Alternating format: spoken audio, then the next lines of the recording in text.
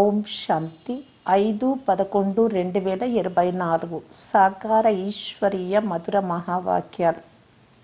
మధురమైన పిల్లలారా, శ్రేష్టమైన డ్రామా జ్ఞానము పిల్లలైన మీ వద్ద మాత్రమే ఉంది. ఈ డ్రామా యథాతథంగా రిపీట్ అవుతుంది అని మీకు తెలుసు. ప్రశ్న: ప్రవృత్తి వారు బాబాను ఏ ప్రశ్న అడుగుతారు? ఇంటిలో ఉండి జ్ఞానంలో ఉండేవారు బాబా వారికి ఏమని సలహా ఇస్తారు? జవాబు: చాలామంది పిల్లలు, బాబా మేం వ్యాపారం చేసుకోమా అని అడుగుతారు. బాబా చెప్తారు, పిల్లలు భలే వ్యాపారం చేయండి, కానీ రాయల్ వ్యాపారం చేయండి. బ్రాహ్మణ పిల్లలు మద్యము, సిగరెట్లు, బీడీ మొదలైన చీచీ వ్యాపారాలు చేయరాదు. ఎందుకంటే వాటి వలన ఇంకా ఎక్కువగా వికారాల ఆకర్షణ ఉంటుంది. ఓం శాంతి. ఆత్మిక తండ్రి ఆత్మిక పిల్లలకు అర్థం చేయిస్తూ ఉన్నారు. ఇప్పుడు ఒకటి ఆత్మిక తండ్రి ఇచ్చిన శ్రీమతం, రెండవది రావణుడి అసురీ మతం. తండ్రి మతమును అసురీ మతమని అనరు, రావణుడిని తండ్రి అని అనం కదా, అది రావణుడి అసురీ మతం. ఇప్పుడు పిల్లలైన మీకు లభించేది ఈశ్వరీయ మతం. రెండింటికి రాత్రి పగలకున్నంత తేడా ఉంది. ఈశ్వరీయ మతంతో దైవీ గుణాలు ధారణ చేస్తూ వచ్చాము అని బుద్ధిలోకి వస్తుంది. ఇది కేవలం పిల్లలైన మీరు మాత్రమే తండ్రి ద్వారా వింటారు, ఇంకెవ్వరికీ తెలియదు. సంపద కొరకే తండ్రి లభిస్తారు. రావణుడి వలన సంపద తగ్గిపోతూ వస్తుంది. ఈశ్వరీయ మతం ఎక్కడికి తీసుకువెళ్తుందో, అసురీ మతం ఎక్కడికి తీసుకెళ్తుందో మీకు మాత్రమే తెలుసు. అసురీ మతం లభించినప్పటి నుండి మీరు క్రిందికి పడిపోతూనే వచ్చారు. క్రొత్త ప్రపంచంలో కొద్దిగానే క్రింద పడతారు. పడిపోవడం ఎలా జరుగుతుందో, మళ్ళీ ఎక్కడం ఎలా జరుగుతుందో ఇది కూడా పిల్లలైన మీరు అర్థం చేసుకున్నారు. ఇప్పుడు మళ్ళీ శ్రేష్టంగా తయారయ్యేందుకు పిల్లలైన మీకు శ్రీమతం లభిస్తుంది. మీరు ఇక్కడకు శ్రేష్టంగా తయారయ్యేందుకు వచ్చారు. మనం మళ్ళీ శ్రేష్ట మతం ఏ విధంగా పొందుతాము అనేది మీకు తెలుసు. అనేక సార్లు మీరు శ్రేష్ట మతంతో ఉన్నతమైన పదవిని పొందారు. మళ్ళీ పునర్జన్మలు తీసుకుంటూ క్రిందికి పడిపోతూ వచ్చారు.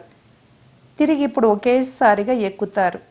నంబర్ వార్ పురుషార్థం అనుసారంగానే ఇది అవుతుంది. టైం పడుతుంది అని తండ్రి తెలియజేస్తూ ఉన్నారు. పురుషోత్తమ సంగమయుగ సమయం కూడా పూర్తి యాక్యురేట్గా ఉంది. డ్రామా చాలా యాక్యురేట్గా నడుస్తుంది. అంతేకాక చాలా వండర్ఫుల్గా ఉంటుంది. పిల్లలకు చాలా సులువుగా అర్థమవుతుంది. తండ్రిని స్మృతి చేయాలి, వారసత్వం తీసుకోవాలి, అంతే. కానీ పురుషార్థం చేయడం అంటే చాలామందికి కష్టం అనిపిస్తుంది కూడా. ఇంత ఉన్నతమైన పదవి పొందడం అంత తేలికేమీ కాదు. తండ్రి స్మృతి మరియు వారసత్వం రెండు చాలా సహజమైనవి, ఒక్క సెకండ్ విషయం. అయితే పురుషార్థం చేయడంలో మాయ విఘ్నాలు కూడా కలిగిస్తుంది. రావణుడిపై గెలుపు పొందాల్సి వస్తుంది. ఈ మొత్తం సృష్టిపై రావణ రాజ్యం ఉంది. ఇప్పుడు మనం యోగ బలంతో రావణుడిపై ప్రతి కల్పము గెలుపు పొందుతూ వచ్చాము అని, ఇప్పుడు కూడా గెలుపు పొందుతున్నామని మీకు తెలుసు. నేర్పించేవారు అనంతమైన తండ్రి. భక్తి మార్గంలో కూడా మీరు బాబా అని అంటూ వచ్చారు, కానీ మొదట తండ్రిని గురించి తెలియదు, ఆత్మను గురించి తెలుసు. భృకుటి మధ్యలో అజబ్ సితార మెరుస్తూ ఉంటుంది అని అనేవారు. ఆత్మను గురించి తెలిసిన తండ్రిని గురించి తెలియదు. ఇది ఎంత విచిత్రమైన డ్రామా! ఓ పరంపిత పరమాత్మ అని కూడా అనేవారు, స్మృతి చేసేవారు, అయినా వారిని గురించి తెలియదు. ఆత్మ కర్తవ్యాన్ని గురించి కానీ పరమాత్మ కర్తవ్యాన్ని గురించి కానీ తెలియదు. తండ్రియే స్వయంగా వచ్చి అర్థం చేయిస్తారు. తండ్రి లేకుండా ఎప్పుడూ ఎవ్వరూ రియలైజ్ చేయించలేకపోయారు. ఎవ్వరికి ఆ పాత్రే లేదు. ఈశ్వరీయ సంప్రదాయము, అసురీ సంప్రదాయము, దైవీ సంప్రదాయము అని గాయనం కూడా ఉంది. చాలా సహజంగా ఉంది, కానీ ఈ విషయాలు గుర్తుండాలి. ఇందులోని మాయ విఘ్నాలు కలుగజేస్తుంది, మరపింపజేస్తుంది. తండ్రి చెప్తున్నారు, నంబర్ వార్ పురుషార్థ అనుసారము స్మృతి చేయగా డ్రామా అంతమవుతుంది, అనగా పాత ప్రపంచం అంత్యమవుతుంది. అప్పుడు నంబర్ వారి పురుషార్థ అనుసారం రాజధాని స్థాపన అవ్వనే అవుతుంది. శాస్త్రాలలో ఈ విషయం ఎవ్వరూ అర్థం చేసుకోలేరు. గీత మొదలైన వాటిని బ్రహ్మ బాబా కూడా చాలా చదివాడు కదా. ఇప్పుడు వీటికి ఏ విలువ లేదు అని తండ్రి చెప్తున్నారు. కానీ భక్తిలో చాలా కర్ణరసం లభిస్తుంది చెవులకింపుగా, కనుక వదిలిపెట్టారు. ఆధారమంతా పురుషార్థంపై ఉంది అని మీకు తెలుసు. కొంతమంది వ్యాపారాలు రాయల్గా ఉంటాయి, కొంతమంది వ్యాపారాలు చీచీగా ఉంటాయి. మద్యము, సిగరెట్టు, బీడీ మొదలైనవి అమ్ముతూ ఉంటారు. ఈ వ్యాపారాలు చాలా చెడ్డవి. మద్యం అన్ని వికారాలను ఆకర్షిస్తుంది. ఎవరినైనా మద్యం తాగే వారిగా చేసే ఈ వ్యాపారం మంచిది కాదు.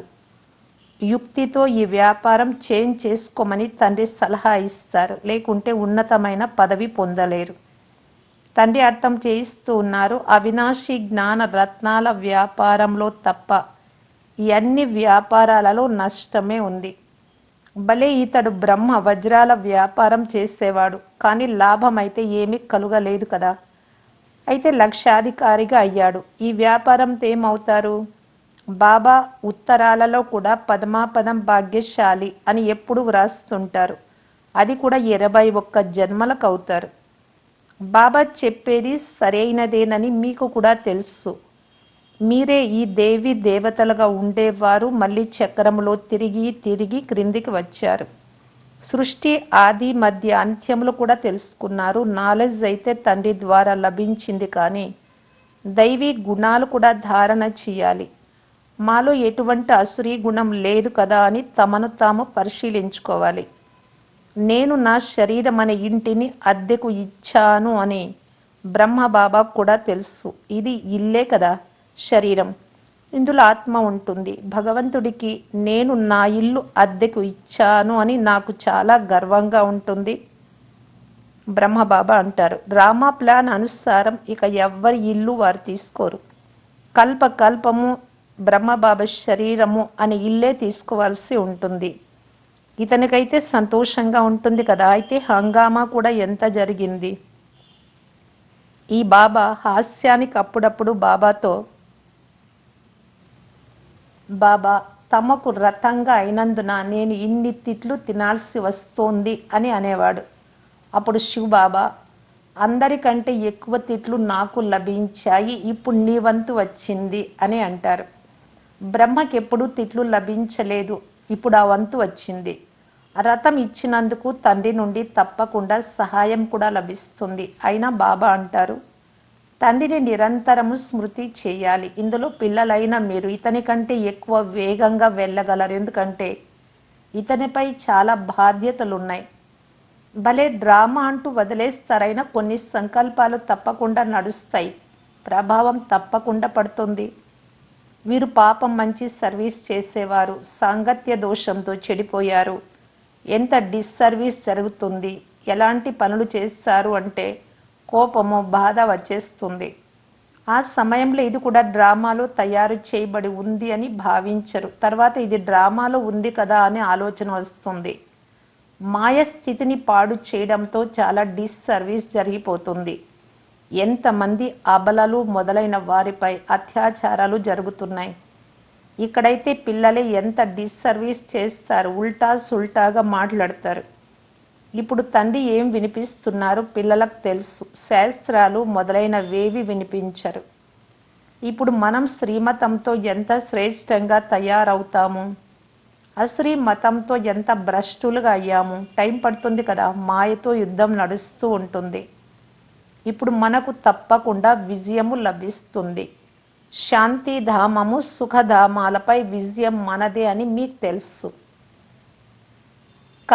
కల్పము మనం విజయం పొందుతూ వచ్చాము.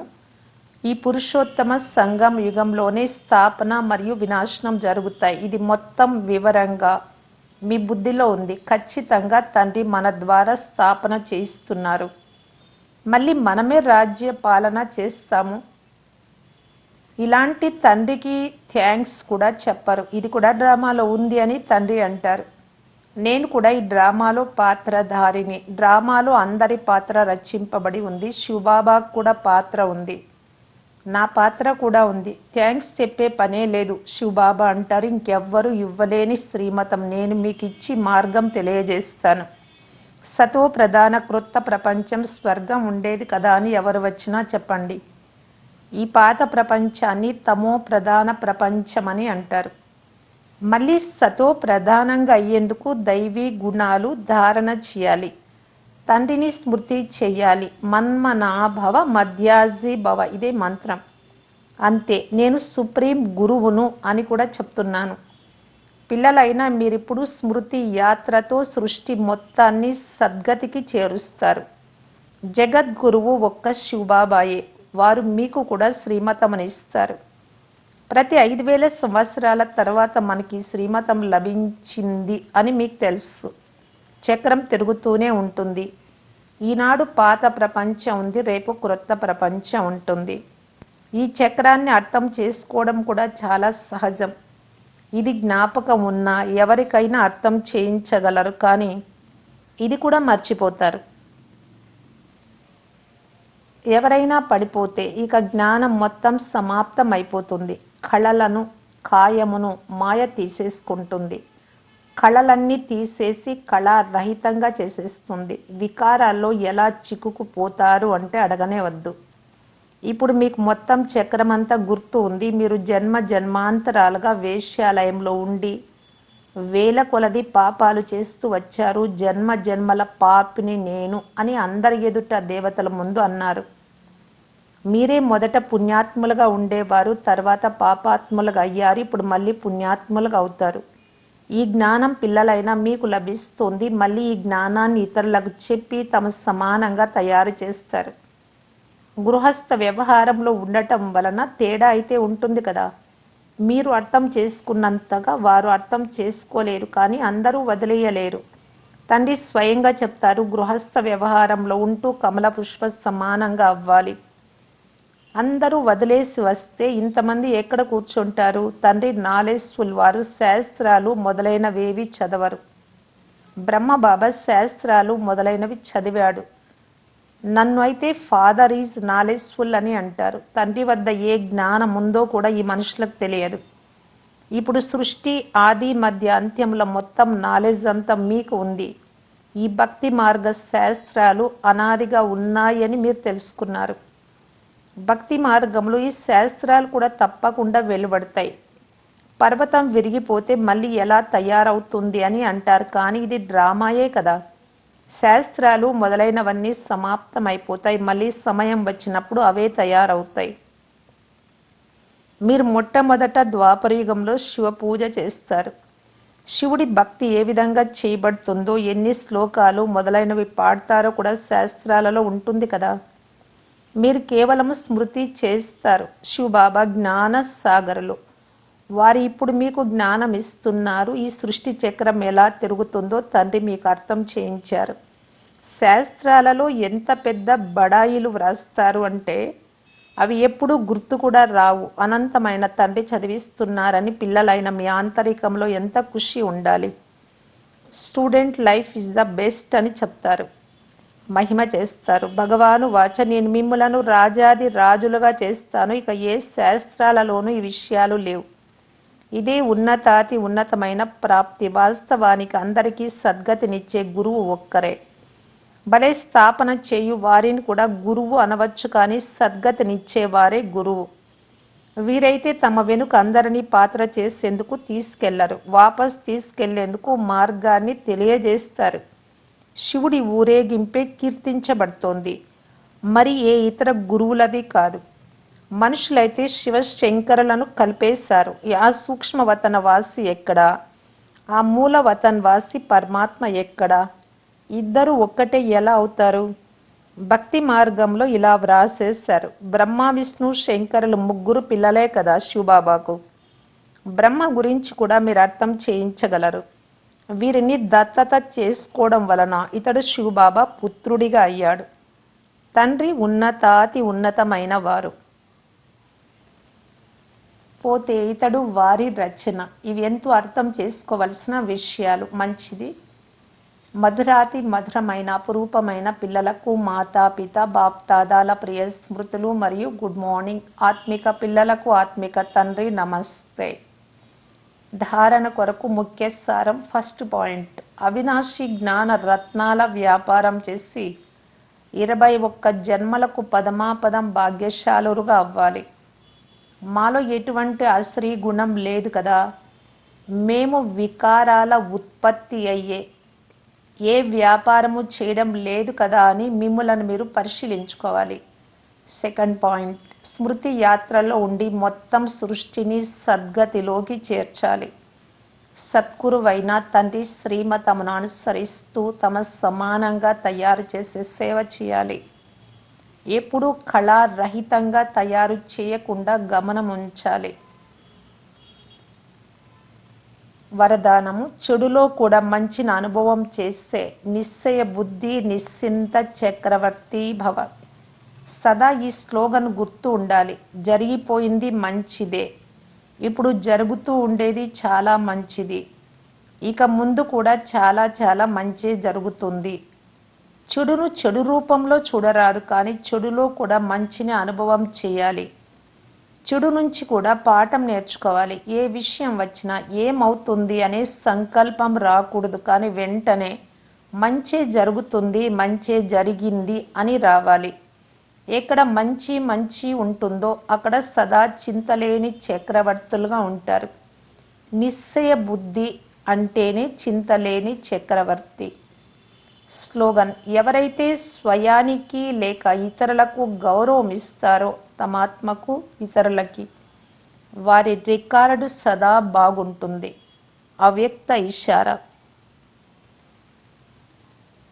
స్వసేవ మరియు సర్వుల సేవ కంబైన్డ్ రూపంలో చేస్తూ సఫలతామూర్తిగా కావటానికి బాప్దాదా తెలియజేస్తూ ఉన్నారు. సేవలో సఫలతకు సాధనము నిర్మాణత. నమ్రతతో వంగడము అనేది తక్కువగా కావడం కాదు, కానీ ఆ సఫలత ఫలం సంపన్నంగా ఉంటుంది. బుద్ధి ఏది నిర్ణయించినా శ్రీమతం ప్రకారం ఉండాలి. శ్రీమతం లేకుండా ఏ విషయము బుద్ధిలో ఉండరాదు. బుద్ధిలో సదా బాబా స్మృతి ఉంటే ఆటోమేటిక్గా నిర్ణయం సత్యంగా మరియు సఫలత కలిగినదిగా ఉంటుంది. ఓం శాంతి.